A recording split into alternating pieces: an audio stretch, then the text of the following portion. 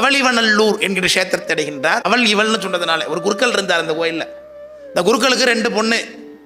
ஒரு பொண்ணு கல்யாணம் பண்ணிட்டான், இன்னொரு பொண்ணு கல்யாணம் பண்ண பொண்ணுக்கு மாப்பிள்ளை காசிக்கு போயிட்டார். அங்கே போயிட்டு வரதுக்குள்ளே இந்த கல்யாணம் ஆன பொண்ணுக்கு அம்மா வாத்து போச்சு, உடம்பெல்லாம் மாறி போச்சு.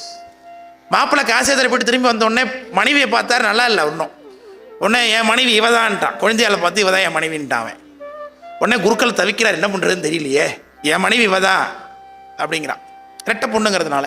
உடனே பெருமான்கிட்ட என்ன பண்ண உடனே சாமி சாட்சி சொன்னார். அங்கேயும் சாட்சிநாதர்னு பேர் அவளிவநல்லூர் பெருமானுக்கு. அவனுடைய மனைவியாகிய அவள் இவள் என்று அந்த அம்மாவாத்த பொண்ணை சுவாமி சாட்சி காட்டினதுனால அது அவள் இவள் நல்லூர் என்று பேர் அந்த கஷேத்திரத்துக்கு.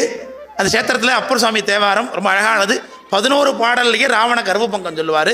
மிக முக்கியமான குறிப்பு, ராவணனை சங்காரம் செய்தது சிவருமான்பார் இந்த பாட்டில். வெம்பினார் அறக்கரெல்லாம் மிக சழக்கு ஆயிற்றென்று நம்பினார் என்று சொல்லி நன்மையால் மிக்கு நோக்கி அம்பினால் அழிய எய்தார் அவளிவநல்லூரார் என ராவணனை ராமருக்குள்ள இருந்து அந்தராத்மையாக இருந்து ராவணனை சம்ஹாரம் செய்தே சிவருமான் என்ற குறிப்பை அந்த இடத்துல கொடுத்திருப்பார்.